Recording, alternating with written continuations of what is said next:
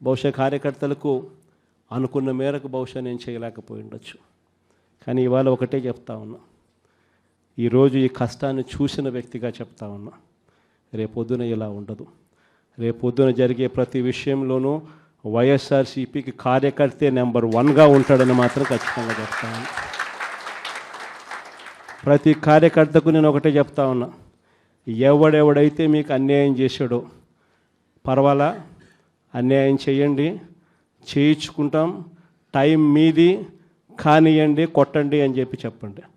ఆడు ఎవడు ఏం చేస్తా ఉన్నాడో పేరు రాసుకోండి. రెడ్ బుక్ అని నేను చెప్పను, కానీ పేరైతే రాసుకోండి. మీరు ఏ బుక్లో రాసుకున్నా పర్వాలా, పేరైతే మీరు రాసుకోండి. దాని తర్వాత మాత్రం అన్యాయం చేసినోనికి సినిమా మాత్రం మనం చూపిస్తామని చెప్తాను. ఆ మనిషి రిటైర్డ్ అయి ఉన్నా కూడా లాక్కొని వస్తా, ఆ మనిషి దేశం విడిచిపెట్టిపోయినా లాక్కొని వస్తా. ఎవరిని వదిలిపెట్టేది ఉండదు. ఒక్కొక్కడికి మాత్రం సినిమా మాత్రం ఎలా చూపించానో అలా చూపిస్తామని మాత్రం చెప్తాను. ఖచ్చితంగా ఏదైతే నాటుతున్నారో, ఏదైతే ఇత్తుతున్నారో, ఇది రెండింతలు వీళ్ళకు పండే కార్యక్రమం కూడా జరుగుతుందని మాత్రం ప్రతి కార్యకర్తకు గట్టిగా చెప్పండి. ఎందుకనంటే ఈరోజు రాష్ట్ర వ్యాప్తంగా ఇదే జరుగుతూ ఉంది.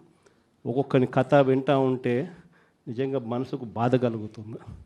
ఆ బాధ ఎలాంటి బాధ అంటే చెప్పలేం.